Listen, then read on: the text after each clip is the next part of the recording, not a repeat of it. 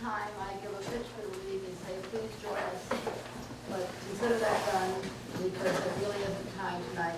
I will say that for those of you who are interested in issues that this series is covering, there's a sheet in the back of the room with some resources for you to do further reading and finding out about these things. And now I will turn it over to Savannah Davis, who will tell us a little. She's Executive Director of Racial Equity, and she will tell us a little bit about her job and then introduce our competitor, Dora.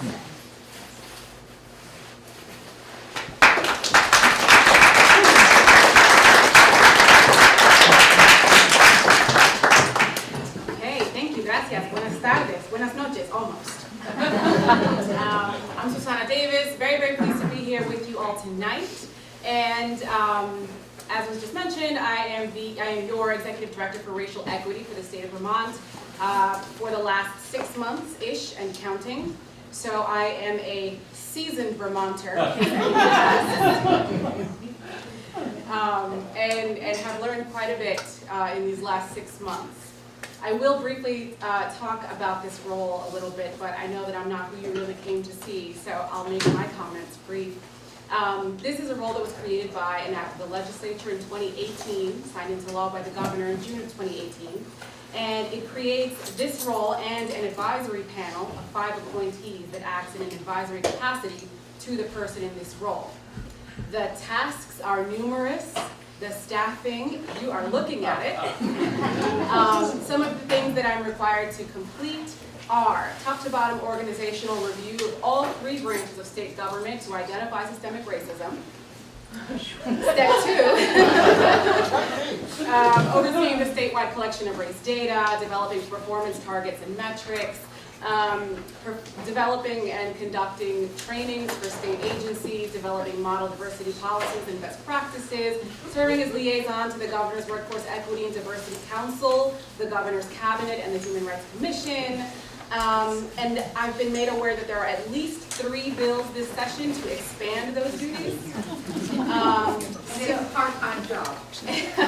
Oh, and there's a 5-year sunset on it as well.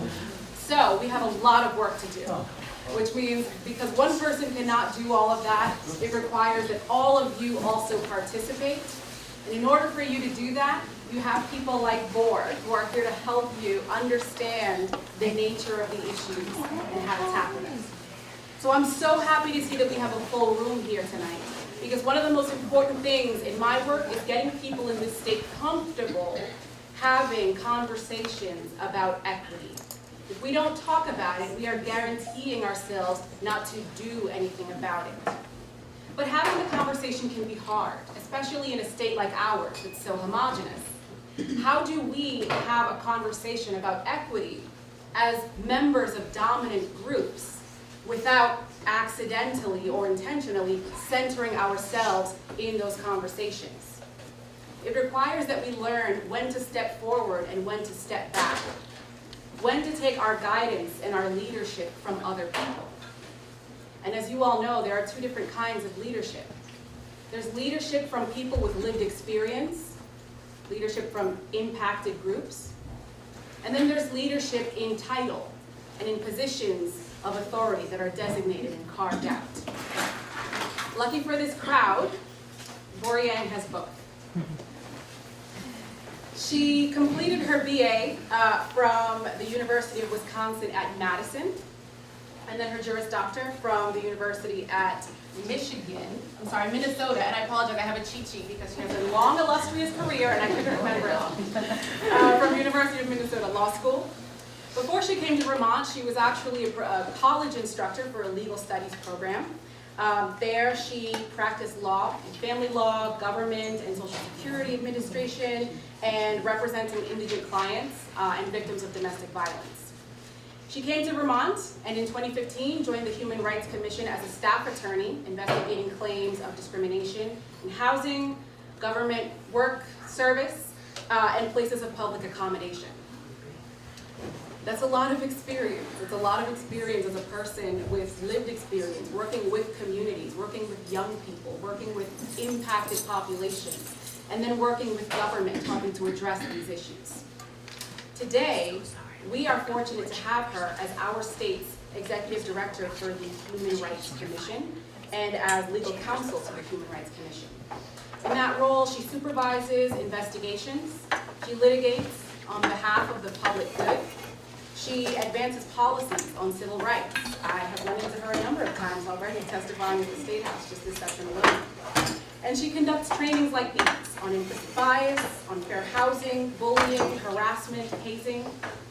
So I'm extremely excited to see her speak for the first time actually since my being here. I hope you all are too, and I ask you to join me in welcoming our Human Rights Commission Executive Director, Oryang.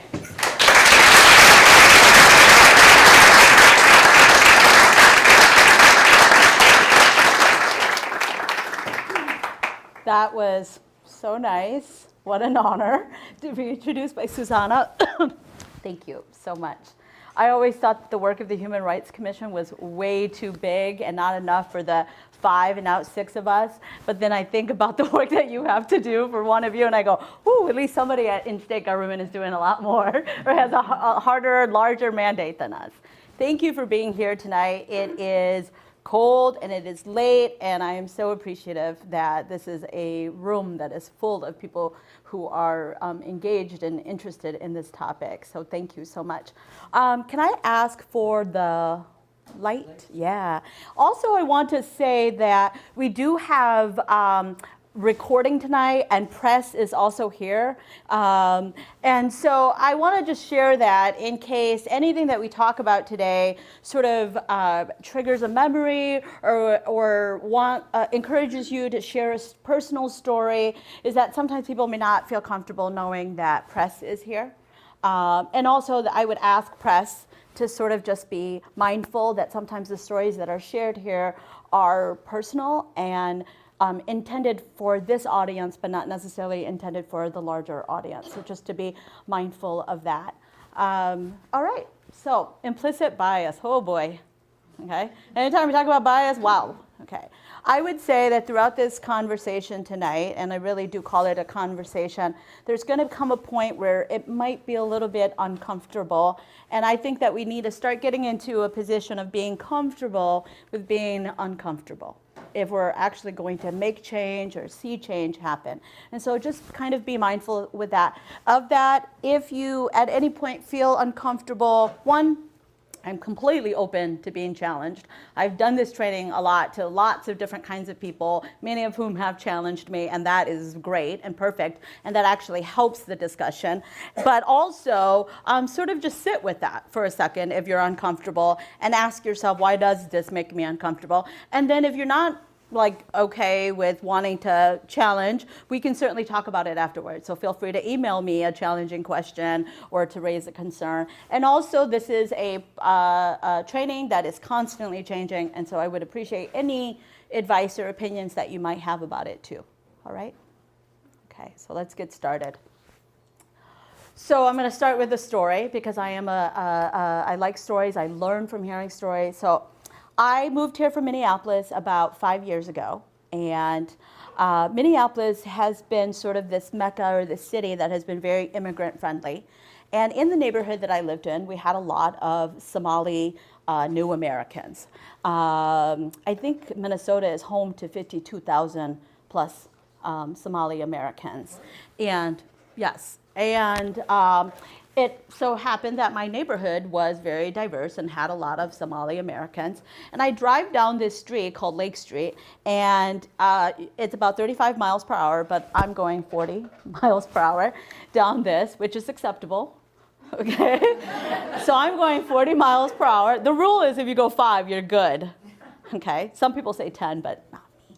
So I'm going 40 miles per hour. On occasion, I would see a Somali man or woman step out into the middle of traffic and put their hands up, okay? And at first, it really shocked me because I was like, oh boy, this is very dangerous, don't do that. And then after a few times, I'd go, what the heck, lady? That's not okay, right? So you get to, getting angry. I'm a pretty compassionate person, but there was a part of me that was like, this is just plain dangerous. You can't just put your hand out in traffic and expect people to stop. So like a few years after that, I'm at a CLE, and CLE for non-lawyers is a continuing legal education. And I'm on the panel, and the purpose of this panel is to talk about how to serve immigrant populations. I'm there to talk about how to serve them Hmong. And next to me was a Somali American attorney who was there to talk about how to serve the Somali population. And I really was just listening to him the whole time. And he was talking about how Somali refugees have really lived for like the last 28 years in a civil war and anarchy, and how there really was no rule or law or order, and how in America we live completely under rule, law, and order, like red lights, stop signs, things like that. And I would say that moment, hearing that, really opened my eyes to like just trying to be more compassionate and understanding. And I saw a visual of the men and women who were like, stop. Okay. Fast forward 10 years, I'm traveling to Hanoi, Vietnam. I'm here. Okay, so I want you to look at this picture. There is no order here whatsoever. If you take a look, the traffic is going in all sorts of directions, and they are going very fast. And this is all of Hanoi too, but this happens to be a very busy intersection, if you can even call it that. And our tour guide says, we're gonna cross this, okay? And we are like, whoa, that doesn't feel very safe, are you sure? So we are all holding on to each other's shirts while she's leading us. She steps out into traffic, and I kid you not, she put out her hand, okay? She put out her hand, and traffic stopped, okay? I thought that I got it until that very moment when I realized, oh, okay. So that's a really long-winded story to tell you that this is really the beginning of what I hope is many, many conversations about implicit bias, and that this isn't it. You're not going to come here and have a 2-hour training on implicit bias, and that's going to be good enough. It really isn't. We need to seek out those experiences. We need to make real change by looking at our policies and our hiring practices. Those are things that really do make a difference. This is how we start that conversation.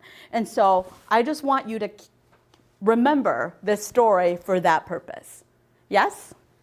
Okay. Thank you. So what are our goals tonight? Increase our understanding of the nature and sources of implicit bias, recognize our own biases, understand how bias affects perceptions and behavior, develop skills, strategies for reducing or overriding our biases in 2 hours. Yes. Yes. So to understand bias, we have to start with human behavior, and we have to understand that we have about 100 years of studies on cognition and the unconscious mind, and 30 plus years of study on implicit bias that tells us that a huge, huge chunk of how our brain works is outside of our conscious awareness, right? It is below the surface. We're not necessarily even aware of it when it's happening. When you think about unconscious, I'm not talking about being asleep or not awake. I'm talking about not really putting a lot of mental effort into something. For example, I work in Montpelier, but I live in Pittsfield. Anybody know where Pittsfield is? Okay. It's 45 minutes from here on a good day, an hour in the winter. Okay, so it's far. And there are times during my drive on 89 South where I look up and I go, did I pass Randolph yet or didn't I? Yeah, because I want to know how much longer is the drive, right? And I haven't paid attention necessarily to. And sometimes that's actually a beautiful realization because I go, wow, it's really pretty because it looks different than it does at other times. Also on the weekends, if I'm in the wrong lane and I want to go 89 South, but I'm going 89 North like I'm going to work, I'm going to regret that. Right? Yeah. That's a really long, regretful drive to turn back around. Right. So a lot of what we do is outside of our conscious awareness. The things that are within our conscious awareness are usually things that are out of the ordinary. For example, planning a budget or planning a vacation, things that you don't typically do. It requires some mental effort to engage in those things. But keep in mind that just because it is conscious doesn't mean that it is rational. Okay? Like my husband tells me I plan way too many vacations that we should not be going on. Right? So this is not very rational. And many times when we think of the conscious mind, we think of things that are happening in the neocortex. So the brain is divided into 3 relative parts: the neocortex, the limbic system, and the reptilian brain. And the neocortex here is represented in the purple or / blue. This is responsible for our conscious thought, our language, our reasoning. The limbic system categorizes what we perceive and our emotions. And then the reptilian brain controls the body's vital functions, our instincts, our fight, flight, our gut reaction. When someone walks into the room, you go, is he dangerous or not? Or you go, oh, she seems nice, maybe not. It's sort of this initial reaction that you might have to someone or something that is different. And that's happening very fast, and there's no time to really process that. Whereas the neocortex is really that part of the brain that is above the surface that we're spending a lot of time utilizing when we have to do something out of the ordinary. Okay. When we think of explicit bias, we think of this. Right? There's this a 1927 KKK rally in Montpelier. Explicit bias here is reflective. It requires motivation. It takes effort. It takes a lot of time to get together and engage in this level of hate. And this is usually what most people think of when they think of explicit bias. I have a question for you. Who do you think they were protesting against in 1927 in Montpelier? Any guess? Catholics. Yes. Catholics. Yes, Catholics. Although some would say that Catholics is also connected to the immigrant population at the time, right? Yeah. Yes. But explicit bias can also look like this. Okay. This picture over here of the 2 boys is actually from an advertisement that came under fire for putting the African American kid in a sweatshirt that says "coolest monkey in the jungle." But I wanted to show you this because oftentimes when we think of explicit bias, we're thinking of the KKK or people who engage in this kind of hate. But explicit bias can also come in the form of someone who is beloved, someone who probably deserves compassion, someone who we have known for a very long time. And I mention it because it's important that explicit bias can be extremely harmful, even if it shows up in this form. So when you have a little kid that comes to school and they use a derogatory term for a certain racial group, for teachers or staff or the principal to say, he's just a little kid, he doesn't know what he's doing, or he doesn't know what he's talking about, or he learned it from home. Those kinds of excuses actually can create greater harm to the victims who hear those. And so not excusing it by trying to justify who it comes out of is important. Or this gentleman over here where we're saying he grew up in a different time. Right? Not saying that. I think it's okay to call it out for what it is. If they make a racist comment, it's a racist comment, and let's not excuse that. If they make a sexist comment, it's a sexist comment, and let's not excuse that. That doesn't mean they don't deserve some compassion, because there's opportunities here for learning as well. But let's sort of recognize that. Okay. Most of today, we're talking about implicit bias, not explicit bias, which is the part of our brain that is working most of the time. It's efficient, it's based on exposure, things that we have connected over time in terms of our memory, outside of our awareness, and like I said, happening very, very fast. Types of bias: anchoring bias, confirmation bias, and affinity bias. So anchoring bias is some of those initial experiences that you have, some of your first impressions. They take a lot to change those initial reactions. Confirmation bias, latching on to information that conforms to our beliefs. And affinity bias, we all have a bias for people who are like us. And sometimes it's pretty innocuous, like I'm connected to other parents, or I'm connected to people who are from Minnesota, even though I moved here from Minnesota and I was okay with leaving it behind. But when I see a Minnesotan, I go, hey, we're both from Minnesota, right? So we have that natural affinity bias. But sometimes that affinity bias is based on race and national origin and gender and sexual orientation as well. And so sort of being aware of that. I want to share a story with you about affinity bias. I'm sorry, anchoring bias. So I have a best friend, and she and I grew up kind of differently. So when I was a little kid, my mom was a machine operator, and she worked the second shift, and it was a really hard job, and she would take the city bus home at night. And I remember her coming home and telling us this story of her waiting for the city bus at around 11 o'clock at night, and this dog attacked her out of nowhere. And she said that this African-American man came out of nowhere and rescued her from that dog. And I remember just having such warm feelings for this hero who had saved my mom from this. And I shared that story with a friend many, many years later, and she talked about her first experience being a little kid and going shopping with her mom and seeing her mom's purse get snatched by a group of African-American boys and beaten up, and being so scared as a little kid. And we shared those stories and we talked about it, and she openly sort of shared that sometimes when I see not one African-American male, but a group of African-American men, I still get like this feeling, she says. And that's really important. And I share these stories not to say that one is more true or accurate than the other, but that these stories that we first experience with people who are different from us stay with us a very, very long time. And if we're not willing to sort of dig deep into our history and recognize that, we don't have an explanation for that gut reaction, right? And we think that that gut reaction there is therefore truthful. So we want to really be thoughtful and mindful of that. I'm going to show you a video.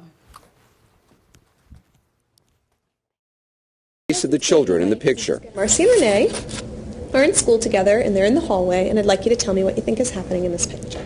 She probably looks like she's going to steal it because Marcia's like, oh no, what happened? And he's like, hey, look, $20. And so, do you think that Renee is doing something good, bad, or just neutral? I think she's going to take the money. Do you think that Renee and Marcy are likely to be friends or not? Not really. And what do you think about Marcy's parents? Do you think they'd be comfortable with her being friends with Renee or not?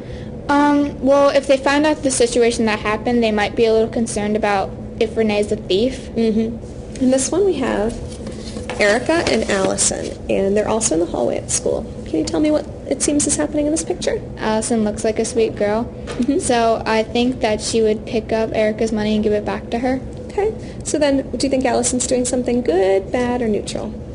Pretty good. And what about Allison and Erica? Do you think they're probably friends or not so much? Yeah, they're probably friends. Okay. Do you think Erica's parents would like it if she was friends with Allison? Yeah. Her responses, according to our expert, Dr. Melanie Killen, could indicate a subconscious racial bias, a bias that kids develop from messages they hear at school, at home, the characters in the TV shows they watch, and what they see online. And Michaela's reversing the scenarios based on race wasn't unique. 24%, almost a quarter of all children, both white and African American, saw their own race more positively than the other race. And this happened across all ages and all school types, no matter the racial demographics. What do you think happened in this picture? They got a poster. And what do you think is going to happen next? Brandon's going to help her for books. So do you think that Randy's doing something that's okay, not okay, or kind of in the middle? Not okay. Not okay? Is Andre doing something good, bad, or just okay? Good. Michaela's answers were very much in line with her. Michaela's parents, Jim and Jennifer, agreed to watch their daughter's test and talk about her responses. Well, if they find out the situation that happened, they might be a little concerned about if Renee's a thief. Allison looks like a sweet girl, so I think that she would pick up Erica's money and give it back to her. When you see that, what goes through your mind? I mean, is there a conversation you want to have with her? Is there stuff you want to know more about? I would definitely want to pursue that conversation with her and find out why her perception was different based upon the color of the girl's skin. What changed in that scenario in her head? It's a teachable moment. It's a realization like, well, maybe we have to do, a better job or focus more on distinguishing like about racism and the diversity, and just influence our kids and let them know that you have to judge a person by their character, not their skin color.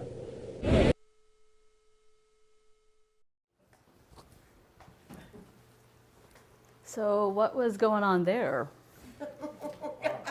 Thoughts? I think they already had stimulated her bias. They meaning her Her parents? parents, Okay, yeah. all right. Other thoughts? Yes. She was learning from the culture, folks. Okay, yeah. A greater culture? Yeah. Yeah, okay. Other thoughts? Yeah. I think a lot of parents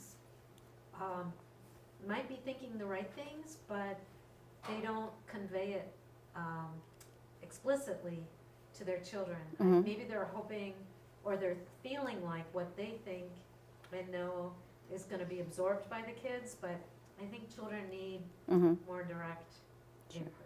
Is Michaela or her parents racist? Yes. Yeah? Okay. Other people say no? Well, they have biases, that's for sure. I would say the answer to that question is it doesn't matter. It doesn't matter if Michaela is racist or her family is racist or not. The result is the same, whether it's explicit bias or implicit bias. We spent a whole lot of time talking about, you're calling me a racist, or I have the right to call you a racist. The answer is, the outcome is the same. If you don't want to hire somebody because they are a woman, or they are a transgender person, or because they're gay, or whatever the reason is. They're homeless? Sure. Whatever the reason might be why you don't want to hire somebody, you're still not hiring them. And if you have implicit bias against any of those groups, and you don't challenge them, or you don't even give them the interview, the result is the same, right? And I would say that we need to stop having the conversation about the isms and who are we, and because that actually is a hindrance to us addressing that implicit bias, even though it's unconscious, actually could have the same result as having explicit bias. So it doesn't matter. But I would also say here that this study was affinity bias based on race. Notice that the African American kids in this study also favored their in-group more than the white kids in the picture, right? This is a whole lot different from the black doll, white doll studies in the 1960s. You all remember those studies? Yeah. For those of you who don't, they sat kids, white kids and black kids, in front of two dolls, a white doll and a black doll, and they asked the kids to describe these dolls. And both kids described the white doll as being kind and beautiful and nice, and gave it a lot of positive attributes. But when they described the black doll, they said this was the ugly doll and the mean doll, and gave it a lot of negative attributes. And what was particularly sad about those studies is that after the fact, they asked the kids, which one of these dolls is most like you? And the white kids, of course, said, oh, the white doll is like me. And the black kids, after they just attributed all of these negative characteristics about the black doll, said, that doll is like me. Right? Which is very sad. And also it mirrors the studies called the Jewish hate studies after World War II, where a lot of people of Jewish descent started to adopt what they had been hearing in the culture about themselves and started to hate themselves. Right? How do we measure implicit bias?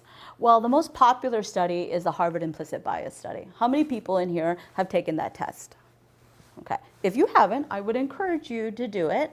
There's also other implicit bias studies that have been like using MRI or using a way to test actually your hair and how your hair responds to pictures of different groups of people and so forth. But the most popular is the Harvard Implicit Bias Test. And what it is It's a time test because we know that implicit bias shows up in that part of the brain that is very fast acting. And so this is a timed test. And so you're asked to sort of categorize words and pictures. You're told these are stereotypically European American faces. These are stereotypically African American faces. These are good words that are good and words that are bad. And your job is to really just categorize it. It's a timed exam. You get a lot of practice runs at the beginning. And then you do a stereotype congruent test first, where you'll be shown a picture like this, and you're clicking on, oh, it's European American. You'll be shown a word like kind. Oh, that word means good. So you're clicking on that. And then you do a stereotype incongruent test, where you're asked to do the same categorization, but now positive words are associated with African Americans, and European Americans are associated with negative words. And there shouldn't be any lag in time in how you do this test. So the idea is that you're categorizing these words and these pictures just as fast, you should be, as those words and those pictures. But if there is a delay, meaning you're spending time thinking about it, it's suggestive that you might have implicit bias. And this study has been connected to actual disparate treatment by participants. So people who score high in implicit bias actually do treat people differently than those who score lower. And this study has also been replicated in terms of national origin and weight and other categories as well. So disability, so I would encourage you to go to the Harvard Implicit Bias website and to read more, and then to, if you're nervous about it, just do it privately and don't tell anybody about it. And, because I know that some of you probably are a little bit nervous about it. I'm sure I'm nervous about it sometimes too, but you have to sort of like, hey, what is it going to tell me? I need to know this, and this is important. All right, so here's an example. The red line represents explicit bias, and the blue line represents implicit bias. So when they asked participants whether they had any bias against people with disabilities, a very small percentage, probably 2% of the people said, yeah, right? But we have close to almost 25% of people testing high and having implicit bias for people against people with disabilities. Same is true for blacks. Here we have 10% who might admit that they have implicit bias against black people, but here almost 40+% they have implicit bias. Notice that the two lines are much closer together when it comes to gay, lesbian, and legal immigrants. Why is that? Why are our implicit and our explicit biases much more closely aligned when it comes to these two groups of people? Any thoughts about that? I think people are more comfortable admitting it. Sure, sure. They're more comfortable admitting it. There's probably some more social acceptability around it. If I said to you, I don't believe in interracial relationships, I hope most of us would go, what the heck is wrong with you? It's like, that sounds really racist. But if I said I don't believe in same-sex marriages or relationships, there might be some people that go, oh, okay. Some of us would be like, oh, that's awful. And some of us would go, well, that's your religion, that's your philosophy, that's the way you grew up, that's okay. So there's more social acceptability to having those conversations. Likewise, legal immigration has always been a hot topic. It is a topic that people talk about all the time. We didn't like the Italians. We didn't like the Irish. When Americans were surveyed after World War II about whether or not Jewish immigrants and refugees should be allowed into the United States, most of those participants said no. Oh. Okay? So, and now the conversation has just changed to a different immigrant group. But the reality is that immigration has always been a hot topic that people feel very openly biased in for or against. Except for when the Indians were the ones who were making the decisions about who was coming. Save that thought for later, because we're short on time, but yes. What's gender value? Gender, yes, yeah. There are many studies that document implicit bias in nearly every aspect of life. Height. We have an implicit bias against or about height. Okay. What percentage of American men are over 6 feet tall? Take a guess. 30, 10, 9, 4. Okay. Relatively small numbers, right? 15%. Okay, 15%. What percentage of corporate CEOs are over 6 feet tall? Yeah. Yeah. Like what? 90, 80. Okay. 60%. What about U.S. presidents? This is true of U.S. presidents. In fact, the last time we had a U.S. president that was average height or below average height was, I think, William McKinley in 1896, I want to say, and he was assassinated. Assassinated. Not that that's connected. I just thought I'd share that fact. Yes. I just thought, but this is true for admirals and people in the military as well. Okay, where does this bias come from about height? Yes. Evolution. Evolution? Okay. I think we are still, that inner brain, Yeah. the amygdala, Sure. is influenced by our evolutionary history. Sure. And there's this bias that Sure. is Height. easier. Yeah, height is strength. Yeah, we have sayings like we like to look up to people and so forth. Mind you, this is not about women. We don't feel the same way about women who are over 6 feet tall, the way we feel about men who are over 6 feet tall. Am I right? Yeah. Yes. Yes. I love Brianna Tarth.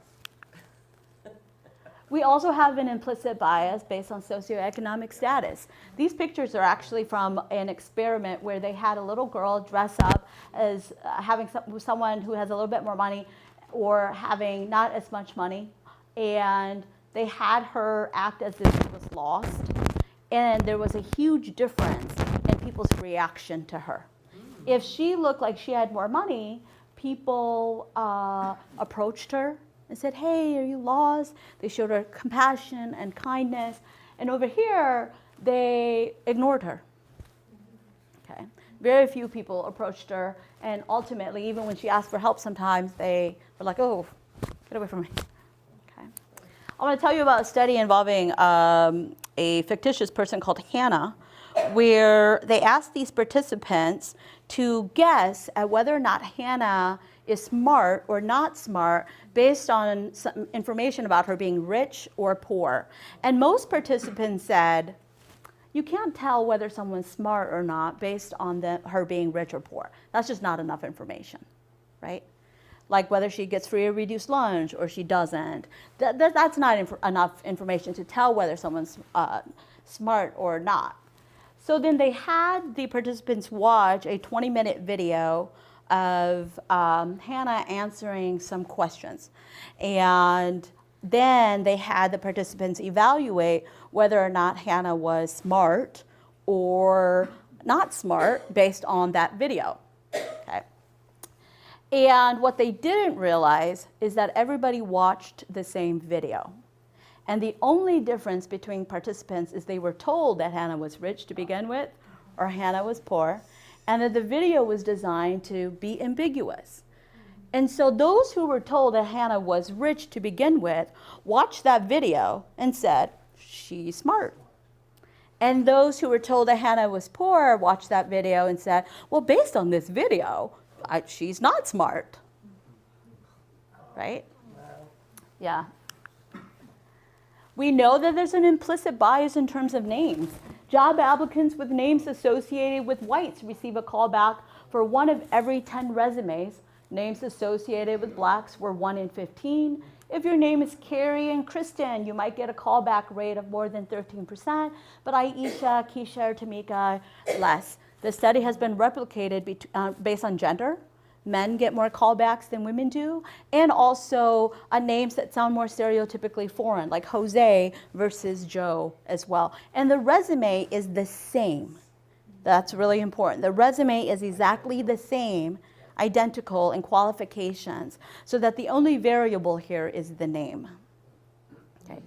This is really important if we are ever in a position where we're on the hiring committee and we don't even realize that we might be evaluating someone, not based on what shows up under education or experience, but the first thing, which is their name, and sometimes where they live, and so forth. Yes? I was the director of a graduate program at North University, and I forbade anybody on the evaluation committee from seeing a picture or getting a gender identification, and the names were random numbers.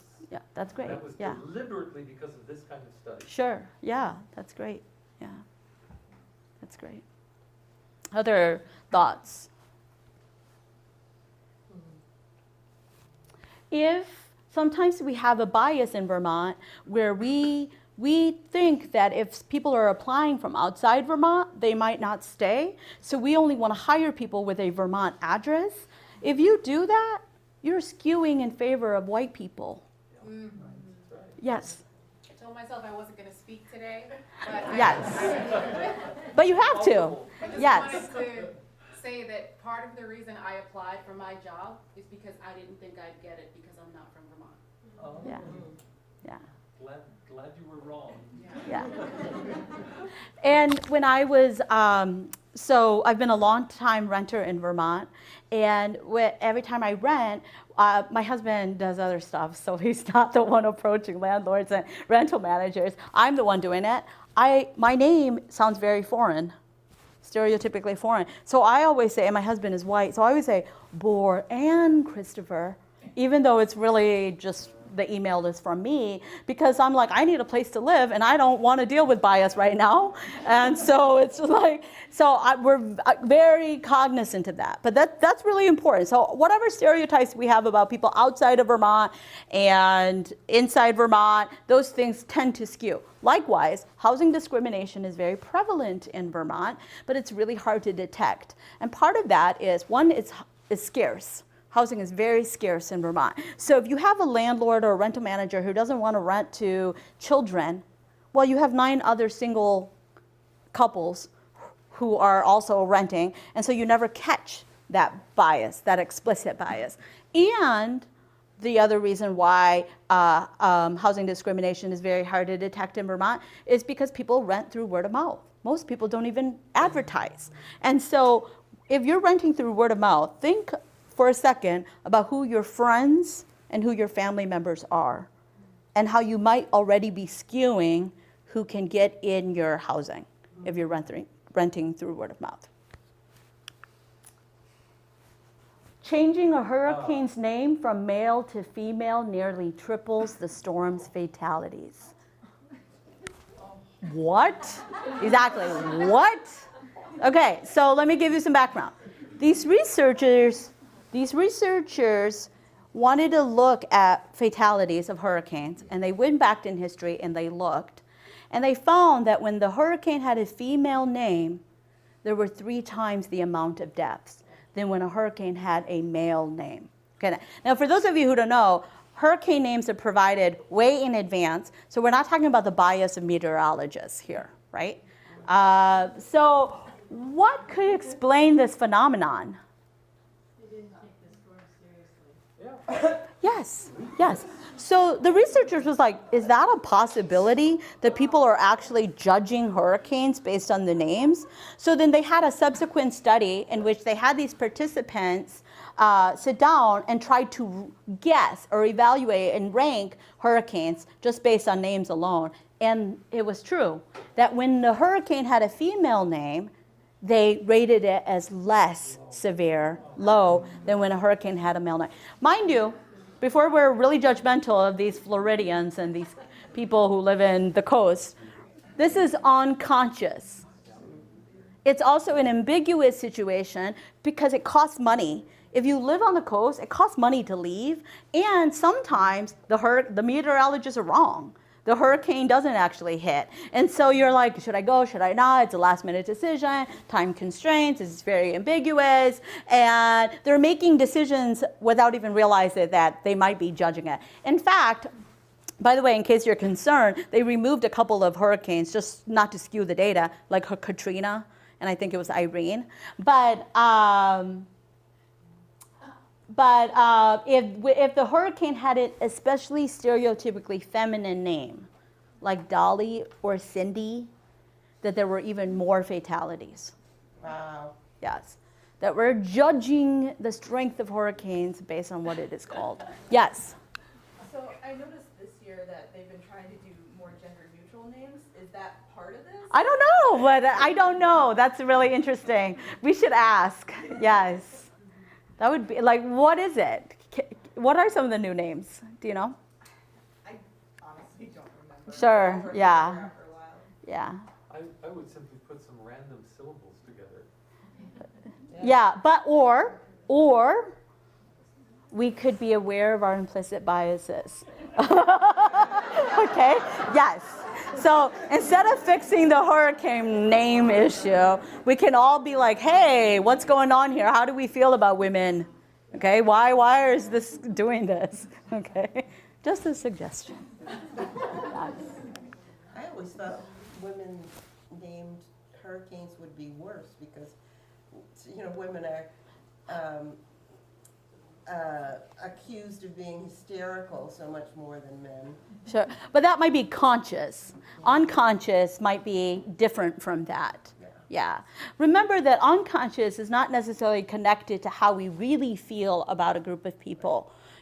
You might have a unconscious bias that African Americans are connected to crime, but really like African Americans. You might have an unconscious bias that Asian Americans are really good at math, but in fact hate them or dislike them, right? Resent them. Okay. So it's not connected. So yes, you might have a conscious bias that women are this way, but unconsciously still think they're weak. Identical applications for a science lab assistant were sent to faculty of various institutions. Applicants with male names were offered the position more often, offered more mentoring opportunities, offered thousands more in salary than identically qualified women. And both, this is important, both male and female faculty rated applicants similarly. Okay. Bias is not a phenomenon of the white, straight, cisgender male. You are not immune from bias because you belong in a protected category. We all have to be conscious of it, including myself, and my job every day is to think and talk about bias, right? And that's because, like you mentioned earlier, Michaela, remember? Michaela? There is a culture and an entire climate here that impacts Michaela here. What is she watching on TV? What does she read in the newspapers? What is available to her at the local libraries, right? So when I take my kids into a bookstore, they're Asian American, there are very few books with Asian American characters on them. Very few. And if there are, it's one story. So like if one kid happens to really be into princesses and another kid is really into superheroes, well, I probably won't find a book in either of those genres for my kids so that they could be represented in the book. So mind you, that is available to all of us, right?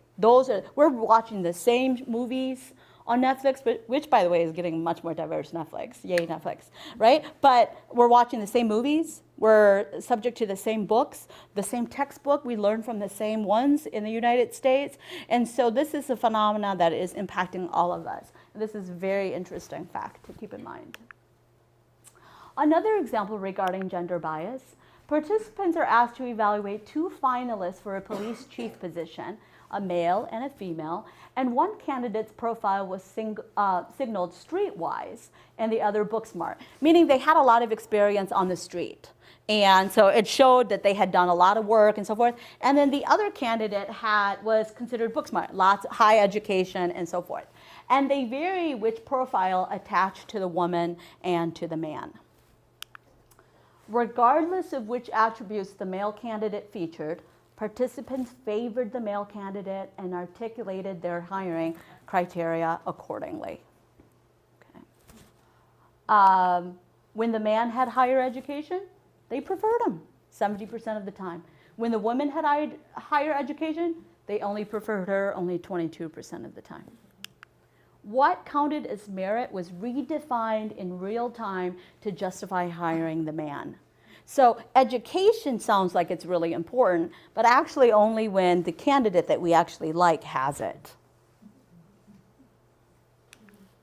Even the attributes of being family-oriented and having children was deemed more important when the man had it.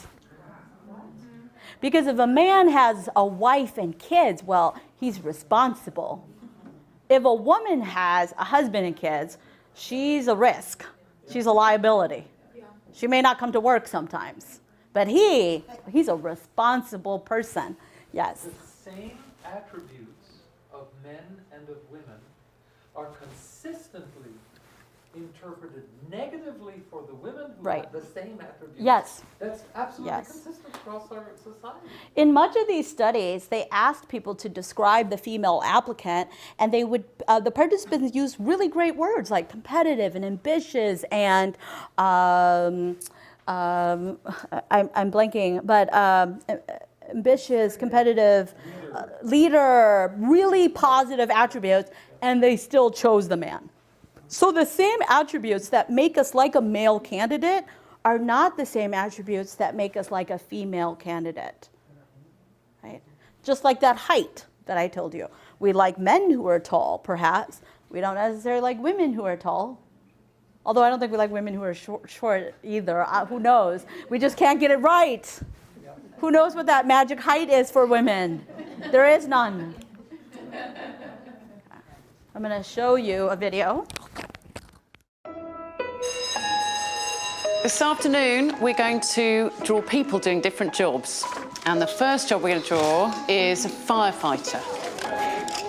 Have a think in your head what a firefighter looks like. We're doing the same. What's your firefighter called? Mine's called Firefighter Gary. Firefighter Stan. Firefighter Simon. He's big and strong. He's got a big helmet on. That's brilliant, isn't it? Next, we're going to draw a surgeon. Have you thought of a name for your surgeon? Jim Bob. Jim Bob. He's a brain surgeon. I think he would wear a stethoscope. He gives you medicine. That's his ambulance. Okay, next, we're going to draw a fighter pilot. This is his jet plane. He rescues people. He likes to do stunts in the air and stuff. Okay, now who would like to meet these people for real? Yeah!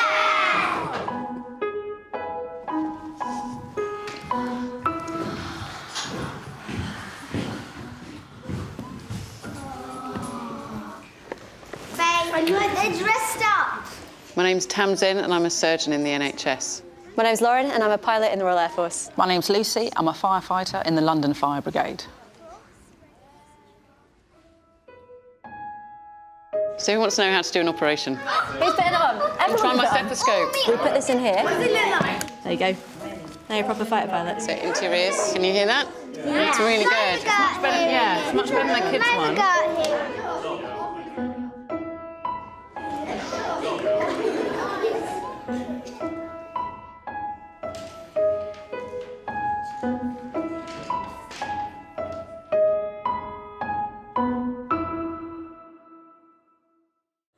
Thoughts? So that's like the joke where you tell, you know, there was an accident and somebody and his father was killed. Oh, right, yes, yeah, I remember that, He yes. goes to the hospital Yes. and he says, "That's my mother." Right, Surgeon. yes. The video tells us that these stereotypes about gender show up at ages 5 through 7. So we're talking first grade, kindergarten, first grade, second grade, right? We can tell the little girls that they can be anything they want, but they're getting a completely different message elsewhere. This video is very recent. This is a recent video. It's not from the 1970s, right? That's really important to keep that in mind about when stereotypes start about people. Yes? These two examples for me call the reverse in a way, like the male-oriented chief of police, like that job is stereotypically a male role. and the positions that they have here were also stereotypically male. And the implicit bias that makes us all think that that man would fill that role also hurts men. In Sure. their feeling of being trapped in those sorts of roles. Sure. And Yes. And that women, maybe don't see themselves in that role, but men have to see themselves. Sure, absolutely, yes. I think that's absolutely I true. think that's across the board with the impact of racial stereotypes, Mhm. gender stereotypes. Exactly, And yeah. So it's just Yeah. important. It's been important for me as a cisgendered male, a privileged class, to recognize where I am disadvantaged by my own bias. Yeah, absolutely. I was just sharing with some friends the other day that introducing yourself and your pronouns has been so helpful to me, whose name is Boar, because I've always been called Mr. Yang, right? Because people don't know whether Boar is a male or a female name. And when you're inclusive, even though you think you might be doing it for one group, you're actually including a lot more people. So gender stereotypes does hurt everybody. And likewise, I also teach when we talk about fair housing laws, is that you think you're putting in the ramp for the one person in the wheelchair, but that's not true. That ramp actually helps the person who's pregnant, that helps the delivery person, that helps anybody else who's carrying groceries and needs an automatic door. That ramp is inclusive of everybody. And keeping that in mind. So when we're inclusive, it's for everyone's sake. Thank you for sharing that. Yeah. We know in Vermont that discipline is exercised differently based on who the students are. Students with disabilities are 3 times more likely than students without disabilities to be suspended. African American and Native American students 2 times to 3 times more likely than white students to be suspended. The use of the exclusionary discipline, restraint, seclusion, referral to law enforcement, and school-related arrests varies widely across schools in the state of Vermont. We know that discipline is connected to incarceration. A Johns Hopkins study showed that students suspended just 1 time in the 9th grade double the risk of dropping out. Other studies have shown that disciplinary removal increases the likelihood of contact with the juvenile justice system by 3-fold. And other studies that connect dropout rates to even a greater likelihood of incarceration as an adult and higher poverty rates.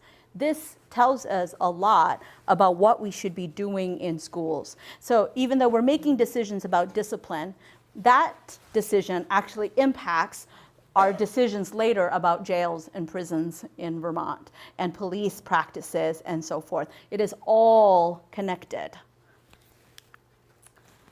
The lifetime likelihood of imprisonment, men versus women, white men versus black men and Latino men, etc.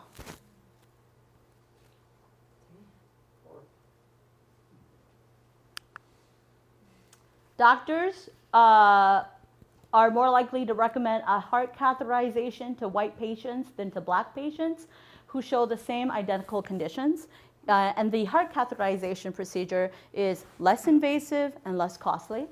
Blacks sent a bargain for used car were offered prices $700 higher and got fewer concessions than identically qualified whites. Identically qualified African Americans were shown fewer apartments and houses for sale than whites. And on eBay, iPods that were held by white hands received 21% more offers than those held in black hands. We have no face, no clothing, just a hand holding an iPod. We know that there's bias in courtrooms, there's bias against judges, there's bias that judges have. If you're bringing an employment discrimination case, you're more likely to lose at every stage of litigation compared to any other civil case. Plaintiffs prevail in pretrial motions only 4% of the time versus 22% of other types of civil plaintiffs, and so forth. And it goes all the way down to victories that are appealed as well.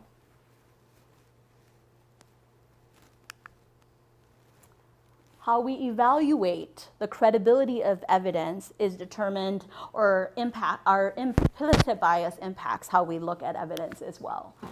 In a mock jury study where people were showed 5 photographs of a crime scene, including a surveillance camera photo that featured a masked gunman whose hand and forearm were visible, the arm was dark or it was light. So you didn't see the face, only the arm, and that arm was either dark or light. Jurors evaluated how credible was this evidence and how guilty is the defendant. They were more likely to evaluate the evidence as more credible and find the defendant guilty if the skin was darker. So we have the same surveillance photograph, and we find it to be much more credible if the skin is dark than if the skin is light. When the standard is preponderance of the evidence, which is the standard in all civil cases, we are more likely to skew in favor of those who are in our in-group. Okay, and this is important because we often have that affinity bias, but then we have to look at the makeup of our legislature and the makeup of our judges. If people are making decisions based on affinity bias, if our judges are mostly white male, and if our legislature is mostly white also, then that changes who is being heard by our legislature and our judges. Yes? Remember the case a few years ago about the white rich kid who was declared really not so guilty, and then it was his fault, it was the parents' fault because he was spoiled. Affluenza. Right, yes, yes, yeah. And we'll talk about that in a little bit too, yes. Yes. There were 3 experiments at the University of Arizona. They randomly assigned participants to view male or female attorney presenting the same closing argument in a neutral or angry tone, and they reported their impressions of the attorney and how likely they would be to hire the attorney. Well, of course, they reacted significantly more favorably to male attorneys who expressed anger compared to when they were calm, less favorably to female attorneys who expressed anger compared to when they were calm, and female attorneys who were seen as significantly less effective, while angry male attorneys were seen as significantly more effective. So you can't be tall, can't be too short, and you can't be too angry too, women. Okay? Because the same things that we like in men, right? We might like a really aggressive lawyer who is really angry in the courtroom when they're doing their closing argument. We don't like women to show anger in the courtroom in the same way. Around half of all women lawyers reported that credit for their contribution was stolen by somebody else. 80% of white men, as opposed to 63% of white women, 59% of men of color, 53% of women of color, reported that they had equal opportunities for high-quality assignments. Women lawyers of color were 8 times more likely than white men to report that they had been mistaken for janitorial staff, administrative staff, or court personnel. I have a story too. Oh. Do you have? Yes. Yes. Okay, let's hear yours. Female lawyers of color unite, right? Yeah. 2 days ago, I was mistaken for an Uber driver when 2 white men tried to climb into my car. Oh, my goodness. Wow. And what's funny, I mean, so much of this is really tragically hilarious, but what's funny about it is that the car they ended up actually getting into looked nothing like mine. Yeah. But you see a person of color Sure. roll up in a shiny black car, and you think they're there at your service. Well, what did you say to them? I said, I'm not your ride. Right, yeah, wow. Well, I'm really sorry that happened. That's terrible. So my predecessor, some of you might know her, Karen, she is a white woman, and as Susanna mentioned, I was a staff attorney at the Human Rights Commission, and when Karen was the executive director, and she and I were on our way to a meeting at a very secured building to talk about a case that I had investigated, okay, and closed. And we were going there, and you have to go through a security system. And it turns out that if you are a lawyer, you get to keep your phone, and if you're a non-lawyer, they take your phone from you. So Karen and I are going through the security system. Karen doesn't remember what the rules was, so Karen goes, oh, do you need to take my phone? And they go, oh, no, not if you're a lawyer, right? So I go by, and they go, we need your phone. And I go, I'm a lawyer too. They're like, oh, okay. Real nice, really nice people. Okay, I just want to say that. They were very kind. So, okay, well, it is what it is. So we walk through, no big deal. We go upstairs, we go in, and there's 2 books to sign in. Lawyers, for non-lawyers. I'm a lawyer, so I look at the lawyer book, and I go, okay, I'm going to sign in under this book.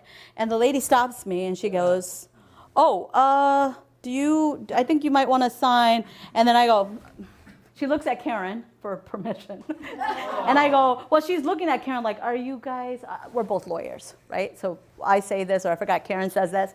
So we correct her. She's like, oh, okay, really nice. So we sign in under the book. We go to our meeting. We come out. It's past 4:30. So the only book left to sign out of is the lawyer book, which is fine. That's the book that I signed in under. There's a new person at the front desk now. And I see the book, I get ready to sign out, and he goes, you must have signed in under the other book. Let me grab that for you. 3 times in 2 hours, there was this belief by 3 different people that Karen was a lawyer, but I wasn't. Nobody ever asked for our ID. It's not like you have to show your lawyer ID to anybody, and if you do, your picture's not on it. So it's not like they would even know. But there was sort of this, maybe she's a lawyer and maybe she's not. Had Karen walked through that entire process by herself, I don't think she would have noticed anything, right? And had I done it, I might have questioned myself for 3 days thereafter and gone, I'm having a bad hair day, maybe it's something I was wearing, maybe there was dirt, maybe I don't look like a lawyer that day, who knows? But because we were similarly dressed, right? And nobody in that law office, by the way, wears suits, okay? Unless they're going to court. So we were similarly dressed, and because we had the benefit of comparing side by side every step of the way, that we were able to see that implicit bias was there. But most of the time, we don't get the benefit of that comparison. And so we go through life, and many of us who experience implicit bias goes, was that it or was that not? I think it was it, but you know. And most white people, I would say, who experience that never notice that they have experienced a benefit at all, right? Yes? We were out to dinner. It was my sister and her boyfriend at the time, and me and my boyfriend. And we were all, like, my sister was the absolute youngest. Her boyfriend was from Eritrea, and then there were the 2 of us. 3 of us ordered drinks. The only one ID'd was my sister's boyfriend. And he was the oldest out of all of us. Yeah, yeah. Yes? One of my dear friends, consultant in security, years of experience, arrives in a 3-piece suit at a building in New York City, and the security guard forced him into the freight elevator. The clients found out about it and had the guard fired. That's explicit bias. Right. Disgusting. Yeah. What are the factors that affect processing? Ambiguous or incomplete information, compromised cognitive load, time constraints, and overconfidence and objectivity. So remember that hurricane study? Well, they were dealing with ambiguous or incomplete information. You're just not sure. So and remember the study on Hannah and watching the ambiguous 10-minute or 20-minute video of her answering questions? When we don't have information, our bias tends to show up more to try to interpret that ambiguous information. Likewise, time constraints and compromised cognitive load is really important. If you're really busy, your implicit bias is going to show up more than if you have time to think and use your neocortex and so forth. Our police officers under major time constraints when they're pulling somebody over by the side of the road. Right? Part of the training for police officers is take a minute to take a deep breath before you step out of the car. Okay? That's really important because they are always operating under compromised cognitive load when they're on the road. And so implicit bias is going to show up a lot more because of that. And overconfidence and objectivity. If you think that you are colorblind and that you never see color, you never see gender, you always treat everybody fairly, then you're actually less likely able to address implicit bias. Okay, having a willingness to be uncomfortable and say, might I have implicit bias? Maybe I should take this Harvard implicit bias test, and maybe I should go to this implicit bias training tonight from 6:30 to 8:30 at the library, says, maybe. It's a willingness to have a discussion about implicit bias, and that's really important because you can, in fact, eliminate one of the big factors that affect your processes. We're going to do a series of little exercises about whether we can trust our perceptions truly. Okay. So I'm going to click on this, and the arrow is going to go down. I'm going to ask all of you to say the color of the text out loud. Remember here, you're not reading the word. You're saying the color. You're identifying the color. Yes? Okay. Yes. Good. Okay. So let's try it. We're going to do it out loud together. Yes? Green, blue. Yeah. Good job. Should we try? Was that sarcastic? Okay, let's do that again. Okay, let's do it again. I'll give you another fair shot. Okay? Go. Green, blue, red, black, purple, green, brown. Okay, so let's do it. Now we're going to do it. It's going to be a little bit harder. You ready? Black, red, orange, black, Yes. You failed miserably. You failed miserably. Well, why did I have you do this? Why did I make you do this? Thoughts? Two competing things that you're trying to configure in your brain at the same time. Sure, yeah, two competing things. What did you want to do more of? Read the words, right? So if I had a bunch of little kids, 4-year-olds, 3-year-olds do this, they'd probably accomplish it because they navigate the world in, no offense, they navigate the world through colors, not necessarily through reading. But as adults, we don't really do that anymore. And our default is always read.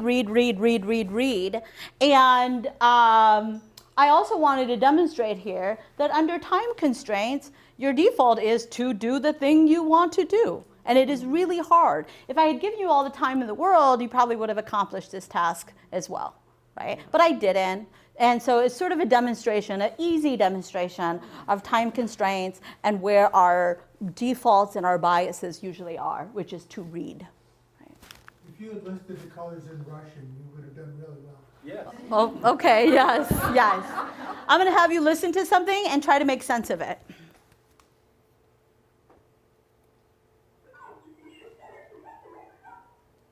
Okay, play it again.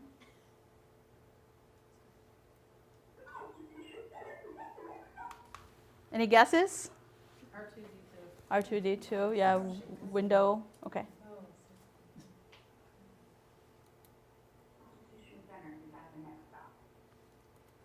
Something's at the next stop. The Constitution Center is at the next stop. It's just really fast. Yeah? What was the purpose of this exercise? Guesses, other than to give us a break from all the really sad studies. True, but yeah, so you're dealing with ambiguous information. You have no storage in your brains to interpret it, right? You don't know what to make sense of it. But this is how quick the brain works. As soon as you hear something, you can now interpret the ambiguous information. Mind you, the ambiguous information hasn't become less ambiguous. It is still equally ambiguous, but we have something in our brains that tells us, hey, this is how I make sense of this now. That's how fast it's happening, right? So we had to be thinking about, what have I watched? What have I read? What are all those things I've learned? Because we're using that constantly to interpret an ambiguous situation. Like in Susanna's example of, why are you the Uber driver? Right? What was in those men's brains about what makes you? Where have they read that or heard that or listened to in all their years that made them look at you in your vehicle and go, you must be the driver? As opposed to the executive director of racial equity for the state of Vermont. And the question right? I have is, what made you realize that they were looking for a driver?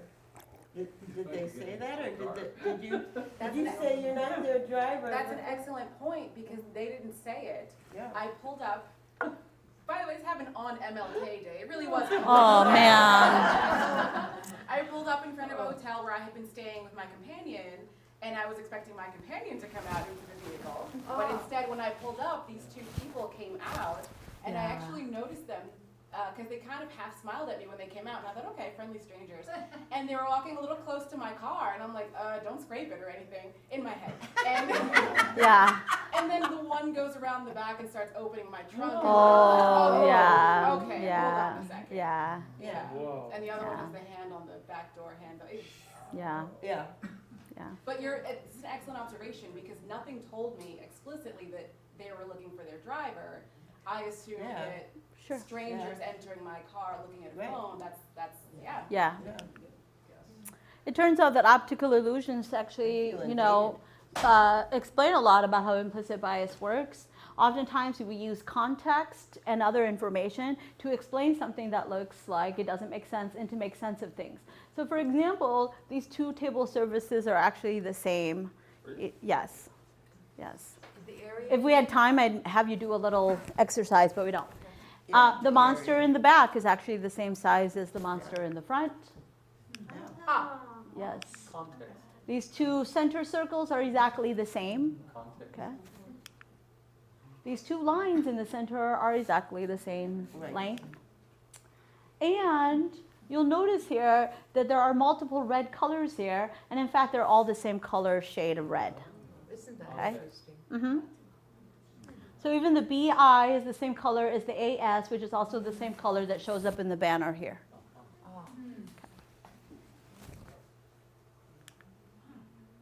Susan Fisk, a Princeton University professor, did a study using an MRI scanner to observe people's brain activities when they were looking at pictures of people. And so what she did was she would show them pictures of tables and chairs and pretty much inanimate objects. And she would see that the brain really wasn't very stimulated by that, particularly the part of the brain that associates with compassion and people and so forth. And then she showed them pictures of professionals, lawyers and doctors and so forth. And then she saw that the brain, wow, was really stimulated by those pictures. And then she showed them pictures of homeless people and drug addicts to see whether their brain activity was more like the way that our brain would activate with pictures of professionals or pictures of tables and chairs. And what do you think she found? Tables and chairs. Yes, that people's brains were stimulated in the same way when they're looking at pictures of tables and chairs. Why is that? Shouldn't we be more compassionate towards people who are homeless or are suffering from drug addiction? Why is it that we see them no more than tables or chairs, cars? Because it's them, not us. Okay. Other thoughts? Yeah. Yeah, yes. We dehumanize them, exactly. In fact, it's a phenomenon that shows up during wartime, where in order to pick up arms and bomb countries and stuff, we have to dehumanize others. But I would say that we don't do a very effective job actually of dehumanizing, because our soldiers come back with PTSD. Yeah. Yeah, for many, many, many years after that. Any other thoughts or questions about that? There was even a little experiment where they had family members dress up as homeless people sitting on by the side of the road, and then their family members would walk by them and they wouldn't even notice them. Yeah. Yeah. I worked someplace where they brought the prisoners in for breathing treatments. Mhm. And I never really knew whether to say hello to them or pretend I didn't notice them. Yeah. Because I didn't know which. Sure. And therefore I was sort of cutting them off, cutting off their Sure. humanity also. Yeah. And if they weren't a prisoner, you probably wouldn't have questioned whether to say hello or not, right? Yeah. Yes. Yeah. Absolutely. It also explains a lot of the things that happen at the Department of Corrections, because we have a mentality of punishment in corrections that is hard for corrections to look at someone as someone who has mental health issues, right? We did some cases at the Human Rights Commission involving people who had severe mental health issues who were segregated for prolonged periods of time. We have one story of a gentleman who was in his late 60s, he had dementia, and the only thing he had done to get in prison was he spat at a police officer. So then they arrested him and they set bail. He couldn't make bail. Some paperwork got lost. He was sitting in prison because he was waiting a mental health evaluation. And there was no room at the hospital beds. After Hurricane Irene, we were short on hospital beds. So you know what happens? You go to prison, by the way, okay? So you have dementia, you end up in prison, and corrections don't know how to deal with someone with dementia who's looking for an evaluation. And so he keeps acting out, and they keep seeing that as more need to punish him, and then they segregate him for 14 days. Okay. Now, segregation is not, oh, you're alone in a nice room by yourself. It is, you might not get more than an hour of daylight per day. You're getting your food there. And of course, if you have any mental health issues, that makes it that much worse. Okay. So this is important because if we dehumanize people because they're prisoners or otherwise, then we're not going to get them the services that they need, and we're not going to treat them with the respect that they need. And then we have all these other problems that happens, which I'm not going to go into because press is here. Kidding. Not. Okay. So processing information. The characteristics that we attribute to people come from stereotypes, institutional bias, of course, press, movies, lack of contact with people who are different from us, and of course, history, our personal history, our familial history, and our national history as well. Scandals happen all the time. The question is, how do democracies respond to those scandals? And what will it mean for the wider region? I think one of your children has just walked in. I mean, shifting sands in the region. Do you think relations with the North may change? I would be surprised if they do. Pardon me. Pardon me. My apologies. What's this going to mean for the region? My apologies.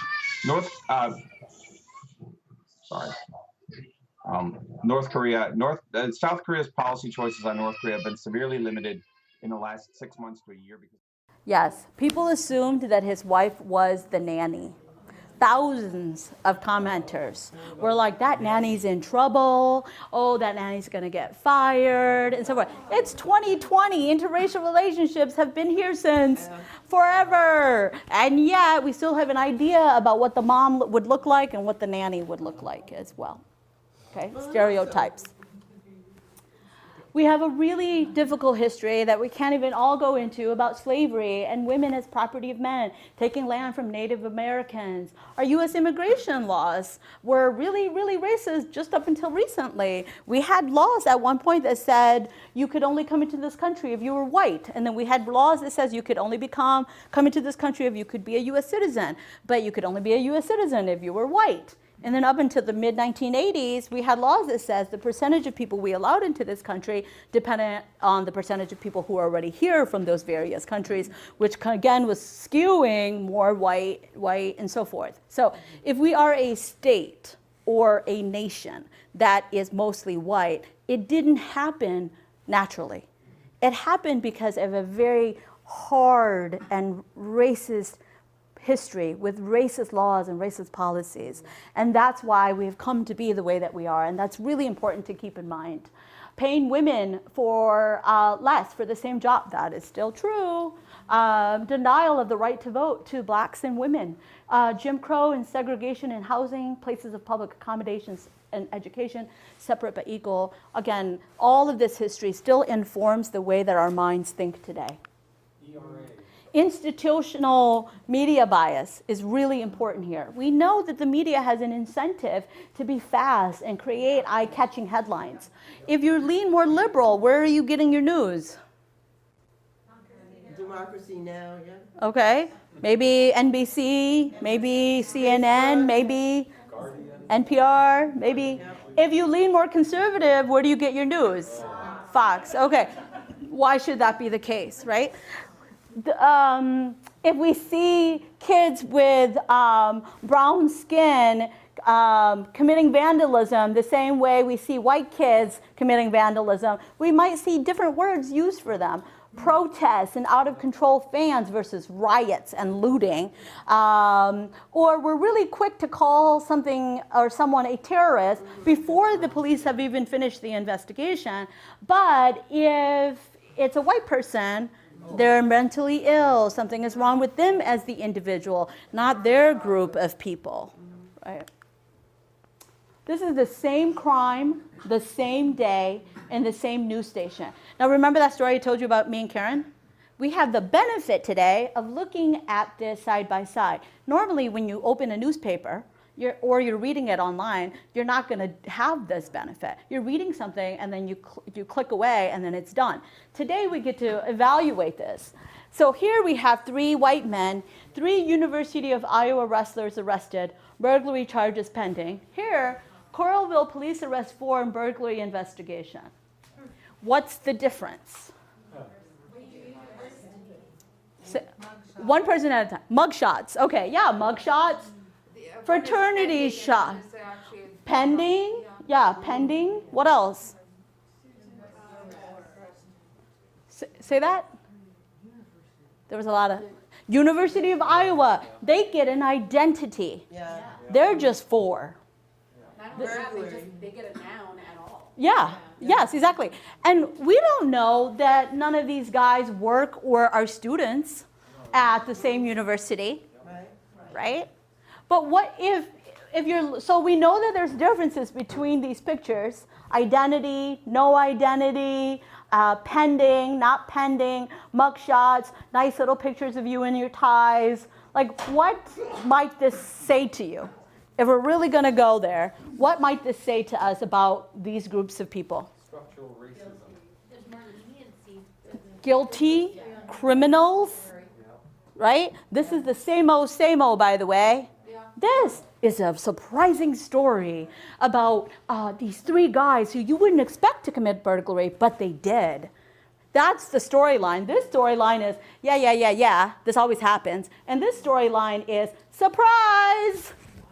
Okay? Now, just in case you thought that they didn't have mugshots for these guys, they have done some studies with the media where they had access to social media accounts and they had hundreds and thousands of pictures available to them. They still pick more menacing pictures for black men and they pick the more nicer looking pictures for the white men because the story is still selling the surprise. And the story is still selling, yeah, this is who he is. This is who he always is, right? Was it? Yes. That Lee Harris, you should write down. These 2 nearly identical photos. Thank you. These 2 nearly identical photos with very different captions appeared almost simultaneously. Here we have a kid who has darker skin. Here we have 2 adults who have lighter skin.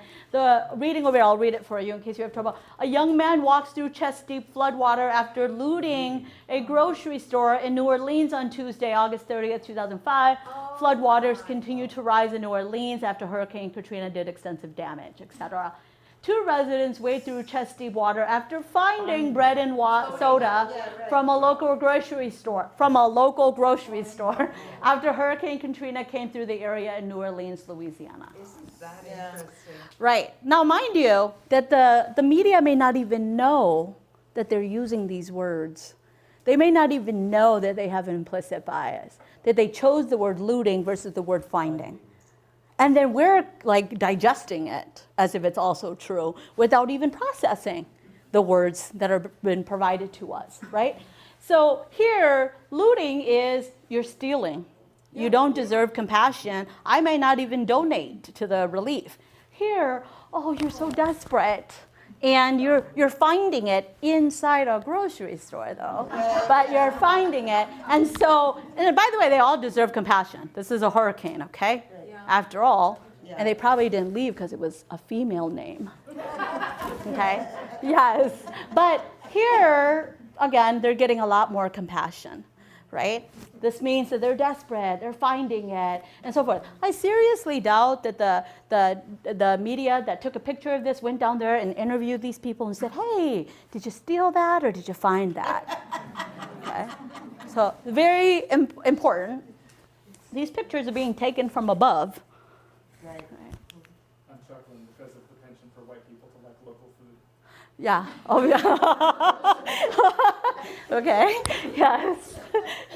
Okay. We can't talk about implicit bias unless we also talk about privilege. Okay. And of course, we're not going to give it the time that it deserves today, but we have to talk about privilege. What is privilege? There are many forms of it. What does it look like? What does it mean? Okay, I'll go first.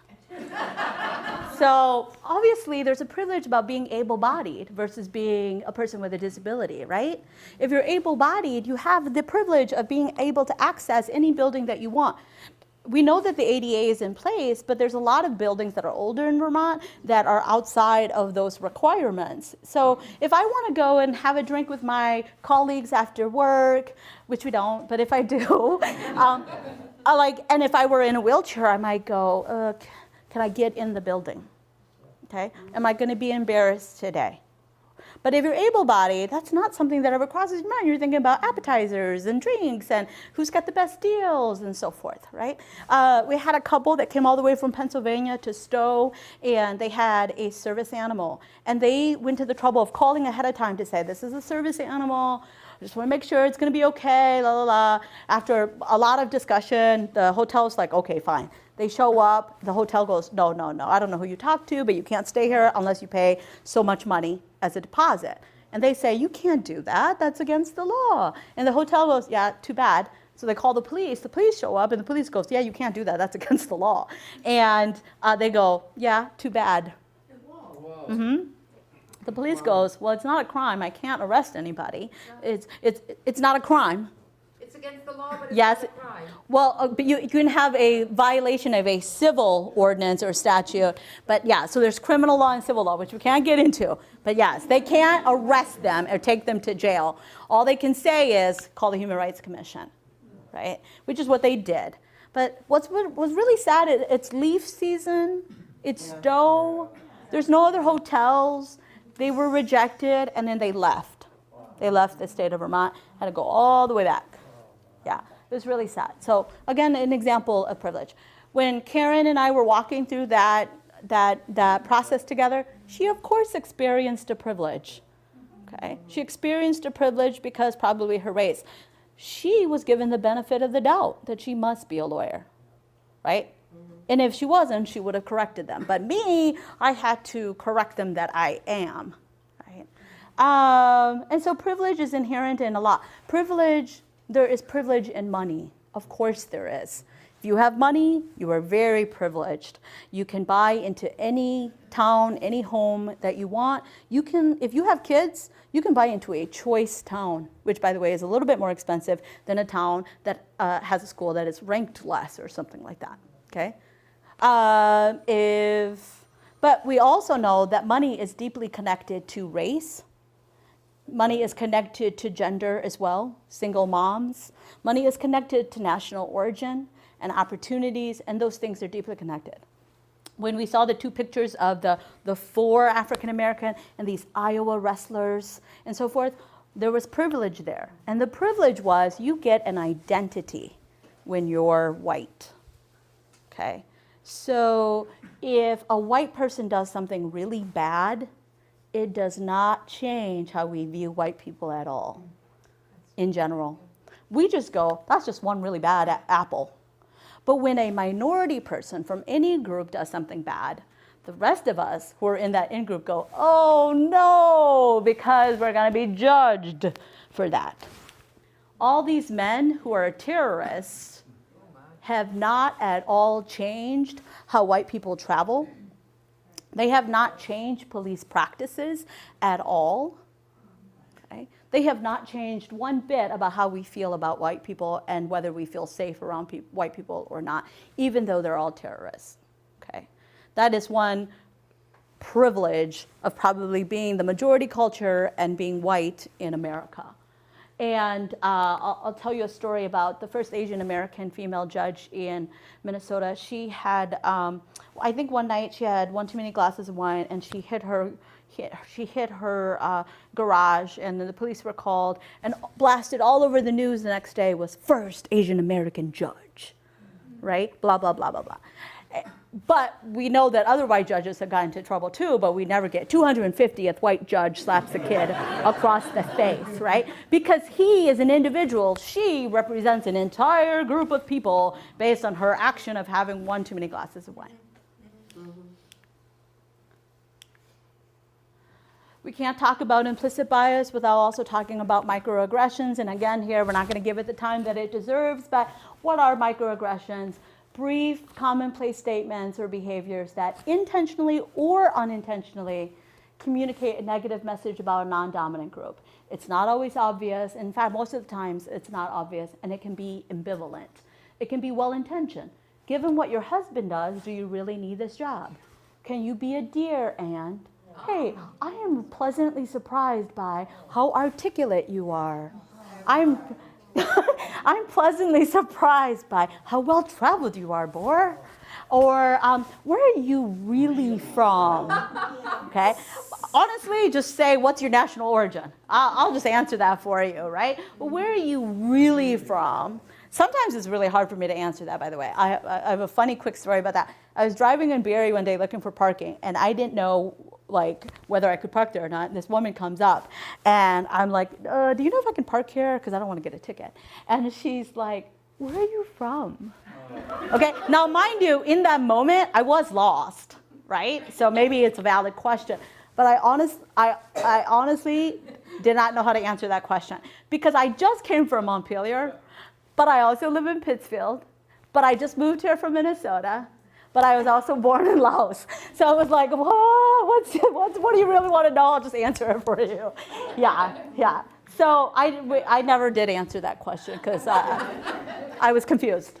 But it can also be behavior, like turning to a male coworker for the right answer or to confirm an answer to something when your female coworker knows the answer to that. Giving eye contact in the room to only a certain person or a certain group of people to sort of check in with them. Like we don't even necessarily realize that we might be doing that.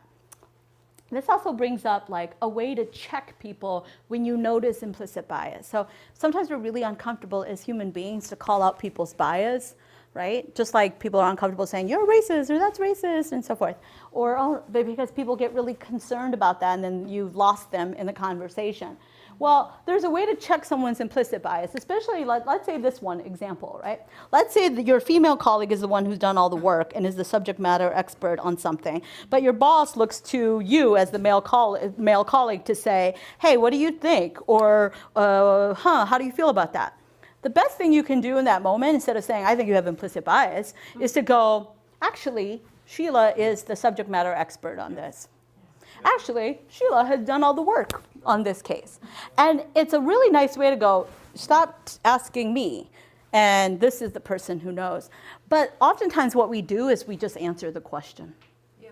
We answer the question, we may not even notice it, and then later we do, and we go, oh, I feel really bad about that. But the reality is in that moment, you have an opportunity to draw out what is happening, and to also to be inclusive and to be respectful of your colleague who is the expert on that. Yes? What if you're the woman in that story? Yeah, well, I always say that if you are the victim of bias, explicit or implicit, you get to choose whether you say anything or not. You get to decide for yourself whether you want to raise an issue. And many times as people of color or as minorities, as women, we often are in this conundrum, because if we say something, we are perceived as problematic, we might lose that reference, we've made our boss really uncomfortable, they're very fragile, and we're like, oh my gosh, right? Do you have a zinger? Huh?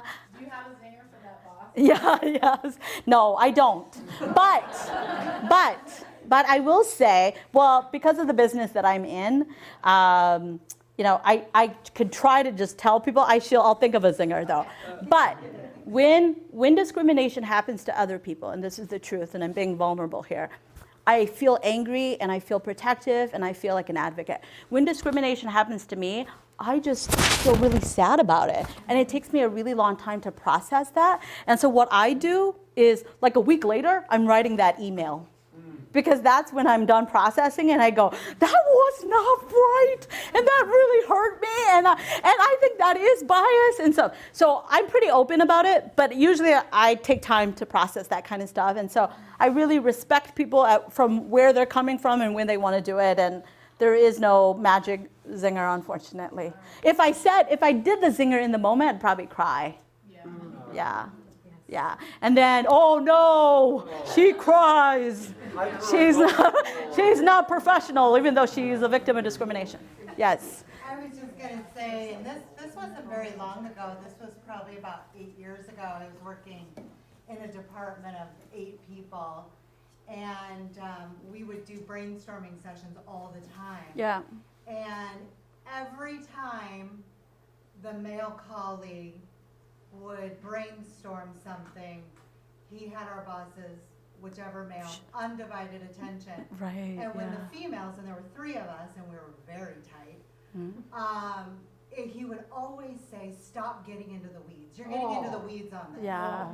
And so it was interesting. I finally, and this was a year. Yeah. Finally, after a year, I was like, I do not like that.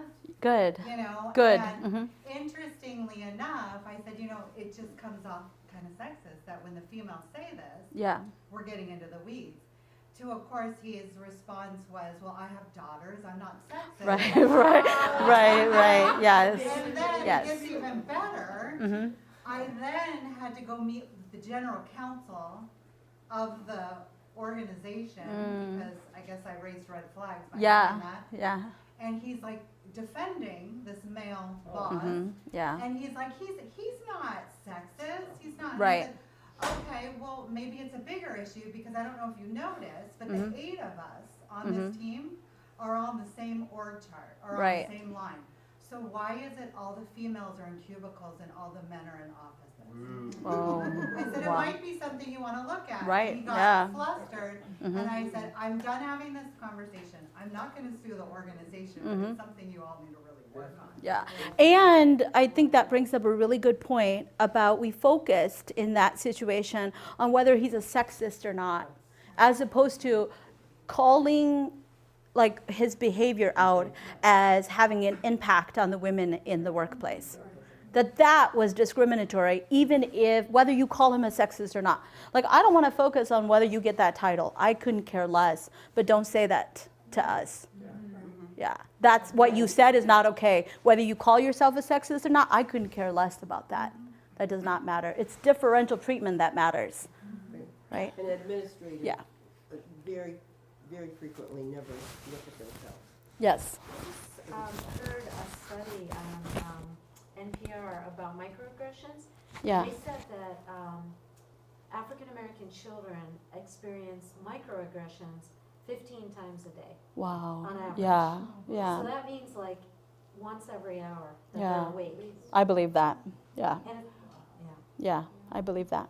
That's really sad. Yes. I know a mother, she just wants to move out of Vermont because she doesn't think, she's an African American. Yeah. She doesn't think it's a good environment for her. Yeah, that makes me really sad, but unfortunately it's not surprising. I've certainly heard a lot of those stories where people just give up on Vermont.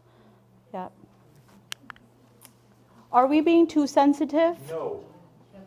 We've talked about we talked about explicit bias, and now we're talking about implicit bias. Oh boy, it's unconscious.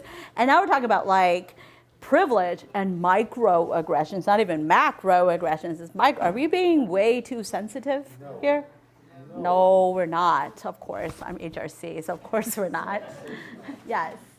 This is the pyramid of hate, and I know some of you are familiar with that, but most of the time when lawyers become involved, we're already at the middle stage. We're talking about acts of actual discrimination here, economic, employment, educational, political, housing discrimination, segregation. That's when lawyers start to go, ooh, right? Oh no, something bad is here. And what often is our solution is to settle a case, get rid of the complainer, or get rid of the bad actor. In fact, that's the best you could sometimes even hope for in an employment case is we just fire the bad actor. That'll solve things.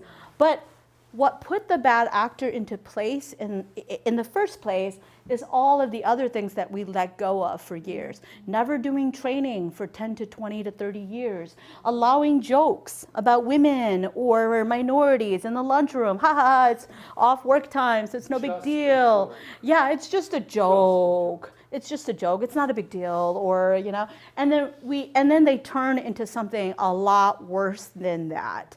And so, and by the time lawyers are involved, when the HRC is involved, and general counsels are involved, it is really hard to backtrack 30 years and fix a culture that is broken. It is really hard.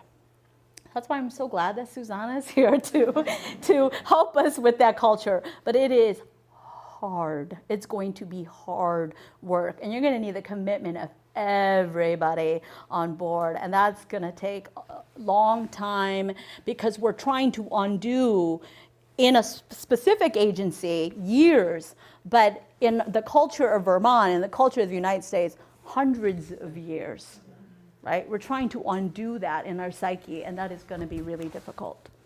I'll show you one last video. You see this and you wonder, did he lose his keys or is he blatantly stealing that bike? In broad daylight, he hammers and then saws on the chain. When that doesn't work, he pulls out an industrial-sized bolt cutter, and when he's asked, he fesses up. You lost the lock? No, not exactly. But he's not a real thief. Justin Kelly is an actor, and our hidden cameras are rolling. What happened? Nothing. I can't get through the lock. I mean, I know it's weird, but you wouldn't happen to know whose bike this is. Yeah. All right, good. Thank you. It was odd that somebody had all that equipment. But you didn't do anything. No? That's true. That's the bottom line. Lots of people stop and stare. A few even question the actor. I guess I have to ask, is that your bike? I guess technically no. Okay. Okay. Bye. In over an hour, about 100 people passed by. Only George and Arlene try to stop him. Some tell us they plan to call the police later. Others say they're scared. Keep moving. This woman and her friends give our thief the benefit of the doubt. When we ask why, Bisa Washington tells us first impressions matter. I remember thinking young white men don't usually carry burglar tools. So we all make assumptions, huh? Yeah. I'm thinking maybe he works for the park. We replace our white thief with this young man, Matlock. Remember, both actors dress in a similar way and are about the same age. Is that your bike? Nah. Then what do you cut the chain for? Right away. Right away somebody yelled. Wow. Within seconds, another person confronts our thief. Is that your bike? Technically it's not, but it's going to be mine. More people converge. One south that will you call the police? He's like stealing somebody's bike. Are you taking that bike? That's your bike? No, it's not, sir. Oh, why are you doing that? Is this any of y'all bikes? Is this your bike? It's not. It belongs but whoever's it is. It belongs to someone. To who? Well, not to you. And sure enough, one man whips out a cell phone to call 911. Yeah, there's someone taking a bike here. Our actor triggers more reaction. Some people are even snapping pictures for evidence. I got you, bud. I got you. You guys stealing the bike. Whose bike's over here? Once everyone moves away, we reset our cameras. And within minutes, another outraged man is yelling. Are you trying to steal that bike? Excuse me, sir, but the bike's been here for days. Like, no one's going to take it. Well, that's not your bike then. Yeah. You can't just come in and take something from somebody. Excuse me, sir. Okay, I'll just take your tools away then. This yours, sir? Please, sir, don't touch my stuff, sir. Please, sir, do not touch my stuff. You're please. touching somebody else's stuff. Yeah, all right, but this has been here. Like, who's gonna take it? Well, that doesn't make it your property. Technically, it does. No, it doesn't technically. It's not yours to take. All right, sir. When we bring out our cameras, David Robb wants us to go after the thief. That kid in the red shirt. He's hacking away at a bike that's not his. And he has a right to take it and steal it. And he's come here with... She may not look like your average bike thief, but actress Ashley Carpenter makes sure anyone who asks knows she's up to no good. Need a hand? You don't know who this is, do you? Whose bike it is? Yeah. With a little help from Ed Fitzsimmons, the bike chain easily falls away. Yup, everywhere. Oh my goodness, what a strong man you are. And he isn't the only man who stops in his tracks. What's this guy thinking? You know, you pull up, you don't know if she lost her key, if she's trying to actually take the bike, but then again, she's a girl. And would you ever see a girl doing that? Steal? You never know. Most of the times it's a guy going to do something like that. Reginald pedals right past his appalled wife, straight to our actress, asking her if she needs a hand. Okay, I'll eventually get it. I did some time in Rollway. I can steal this. Oh, you can steal it? Maybe you can help me steal it. So let's talk about it. Yes. Let's talk about it. What do you see happening here? It's pretty obvious, but let's use some of the terms that we talked about already, or some of the concepts that we've talked about during this presentation. What might show up? Positive bias, negative bias. Okay. Privilege? Right. Who's receiving the privilege here? The whites, right? So remember that we also have some ambiguity here. Is this their bike or is it not their bike? We're not sure. But we're interpreting the ambiguity in favor of the white person. So for example, with the white actor, the white male actor, some of those women said, well, you don't usually see white men carrying burglary tools. I didn't know if he worked for the park, right? So we're like, maybe he does work for the park. Maybe this is legitimate. So we're thinking about, like, it's an ambiguous situation. Do we have a storage of information from our history to try to explain this? So when they see the African-American male actor, they go, it's an ambiguous situation, must be criminal. Okay, and notice here that with the female, it has now become okay to steal, right? But mind you here, she's also a very attractive female. And I think there's been studies on attraction and the way people look. And we don't have here a African-American female to really do that comparison to, because I would guess that it's not the same thing. Yes? And if there had been a woman who wasn't part of the stereotype, cultural stereotype, of attractive and so on, sure, there would have been yet another bias on perhaps. the negative side. Could likely be. Sure, perhaps. Yeah. Susanna, were you going to say Yeah, something? just to connect it back to something you showed us Yeah. earlier, when they had that throng of people around the person of color, Yeah. I saw some children in that group. Uh-huh. And so when we think about, well, where's Michaela getting the idea Sure. that this person was Yeah. stealing the money, Yeah. this person was going to give the money back? Right, right, Where yeah. is she learning this from? Those are the situations that are teaching children. These people steal and these people find in return. Yeah, exactly. Very good. And also, they felt the privilege of being able to go and ask the black boy what he was doing, while they didn't speak to the white boy. Yeah, or there was a woman with a dog, and she did, and she's like, oh, I just have to ask, is that your bike? And he goes, no. And she goes, okay. Right? So she's just like, well, it's wrong, but I'm also not going to call the police on you, and I'm also going to move away. Whereas, I am calling the police on you, and this is not okay, and this is totally wrong, etc. Okay.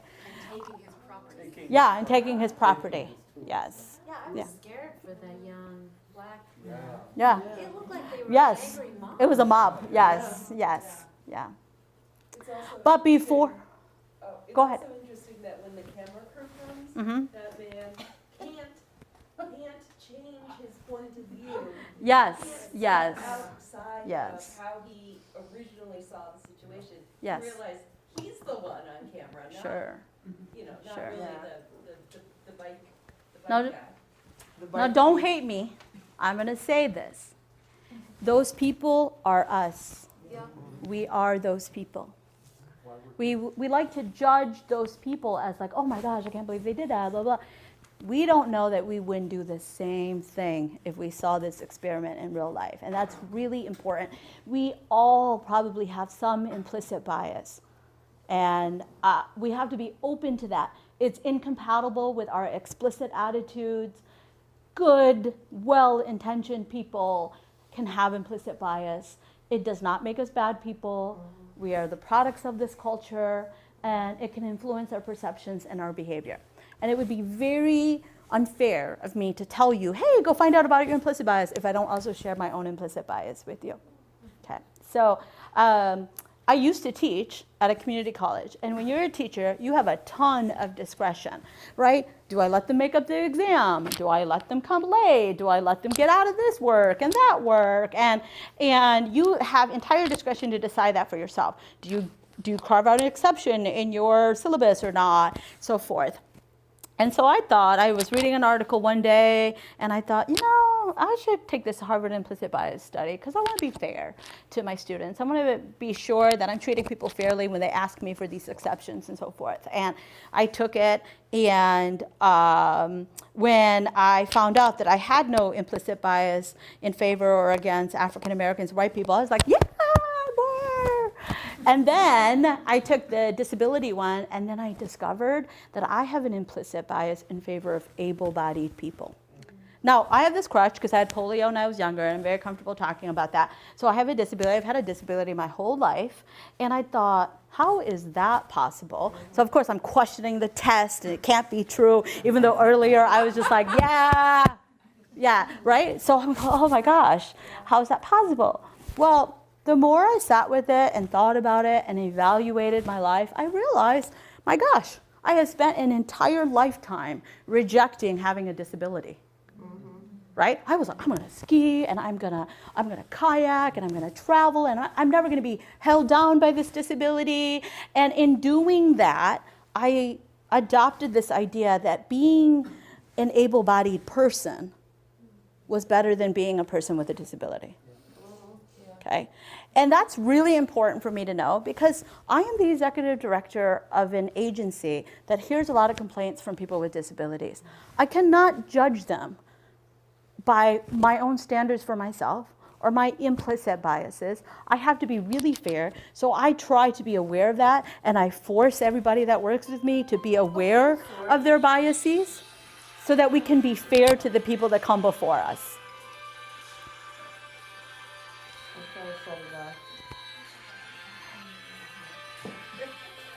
So I would encourage all of you to do the same thing too.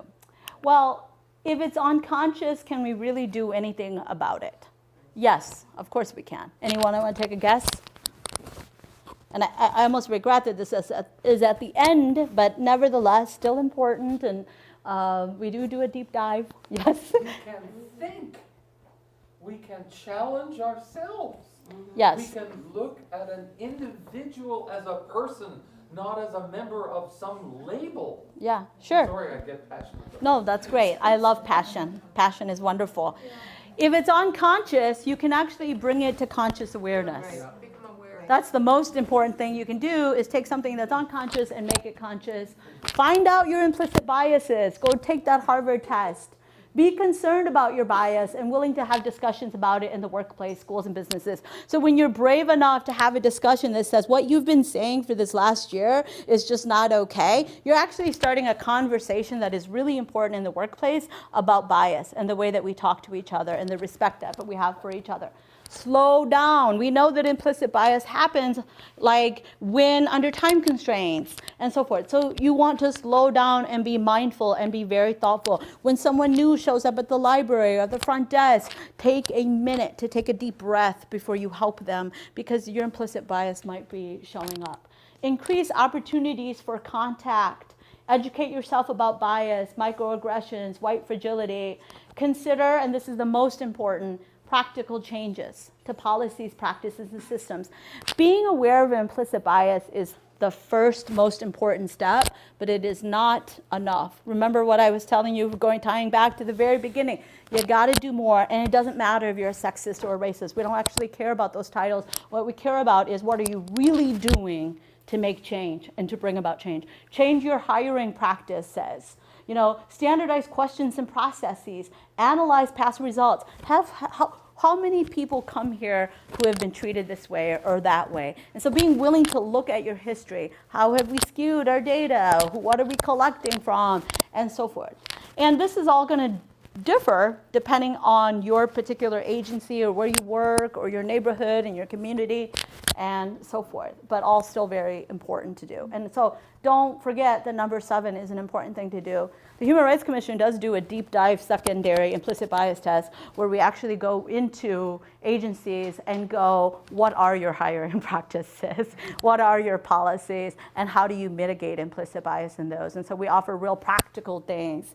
This is the first thing, the first part of the discussion. I want to end tonight with a very positive story. I'm sure some of you have heard this story before, but it was about the orchestra. So the top 5 orchestra in the 1970s realized that the makeup of their orchestra was primarily male. And they just became interested and curious about that. And so they decided that they would institute blind auditions. They'd put up a screen so that they wouldn't know who was playing the music. And just by doing that alone, they significantly changed the percentage of women that made it through all the auditions and finally made it through the final rounds onto the orchestra. Wow. Years later, they realized, we can still hear high heels walking across the floor. So then they used a carpeted floor. And again, by doing that, they changed the percentage of women that made it through each round and onto the final orchestra. Had they not been curious, they never would have discovered that knowing who was playing the music was impacting how they heard the music. Thank you for having me here tonight.